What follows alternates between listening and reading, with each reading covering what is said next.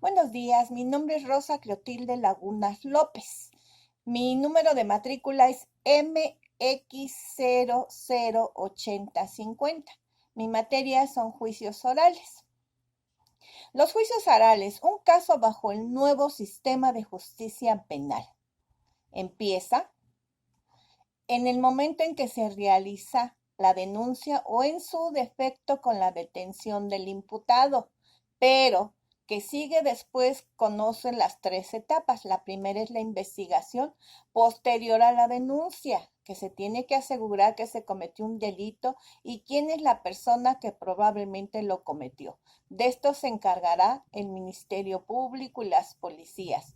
Cuando se detengan pruebas suficientes que determinen la existencia de un posible delito, se deberá agregar a los testigos y peritos para que declaren durante el juicio.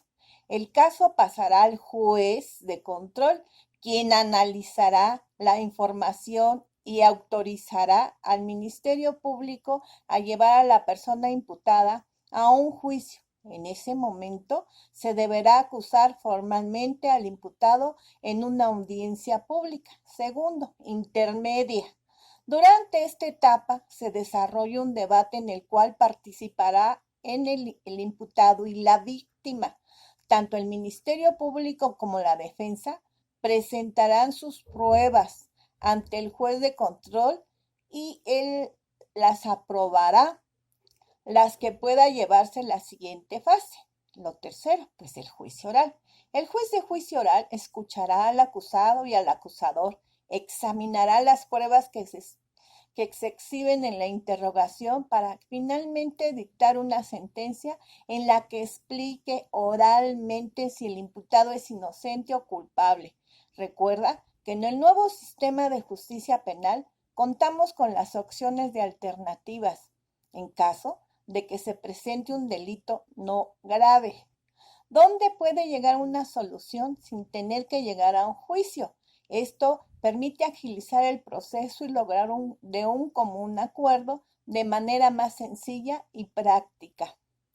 La Convención sobre los Derechos del Niño se rige por 4 principios, que son las guías supremas que rige cada uno de los artículos de la Convención y son base para que nuestros derechos se conviertan en realidad.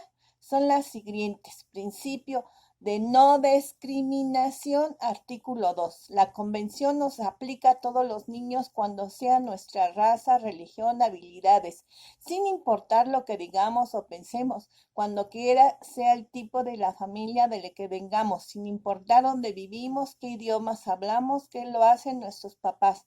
Si somos niños o niñas, la cultura de lo prevenimos si tenemos alguna discapacidad. Así como ricos o pobres, no hay causa que justifique el trato desigual a los niños. Segundo, principio de observar siempre el interés superior del niño, artículo 3. Cuando se va a tomar una decisión que pueda afectar lo primero en lo que debe pensar quien tomará la decisión. Artículo 3. Principio del derecho a la vida, la supervivencia y desarrollo. Artículo 6. Tenemos derecho a vivir. Los gobiernos deben de asegurar que crezcamos y nos desarrollemos saludablemente. Cuarto, principio de participación y ser escuchado. Artículo 12. Cuando los adultos toman decisiones que nos pueden afectar, nosotros tenemos derecho a decir que los pensamientos y nuestras opiniones deben de ser tomadas en cuenta. Esto no significa que no podamos decidir a nuestros padres qué hacer y no hacer. La convención busca a los padres a escuchar sus opiniones de los hijos que se involucran en toma de decisiones. ¿Para qué sirven las pruebas?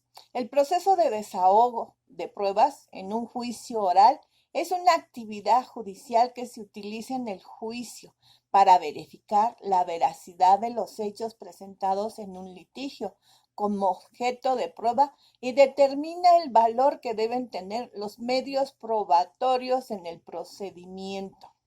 ¿En qué consiste la libertad de pruebas? La libertad probatoria es un principio que indica que puede usarse en cualquier medio que lo expresa la ley. ¿A qué resulta impertinente esta convierte una investigación criminal eminentemente creativa y es aplicada por un juez o un abogado. Principios de la libertad probatoria. ¿En qué consiste la licitud de pruebas? La licitud de la prueba es un principio de carácter constitucional donde se busca el respeto íntegro que se tiene que existir hacia la dignidad humana en cuanto a la práctica de cada medio probatorio. La prueba, obtenida con violación del debido proceso, es nula en pleno derecho. ¿En qué consiste la prueba? La libre valoración de la prueba. Asimismo, el sistema de la libre valoración permite que el juez no actúe mecánicamente, acatando el peso de la prueba previsto en la ley, sino que la evalúe en relación al caso en concreto y decida educadamente garantizar los derechos de las partes. ¿Cuáles son los principios básicos del sistema penal acusatorio y en qué consiste cada uno de ellos? El nuevo sistema, al ser de corte acusatorio, se sustenta en una serie de principios fundamentales como lo son la publicidad, la inmediación, la contradicción, la concentración y la continuidad, los cuales serán aplicados no solo en el juicio propiamente dicho, sino en todas las audiencias en las que con inmediación a las partes se debe la prueba. Muchísimas gracias. Buen día.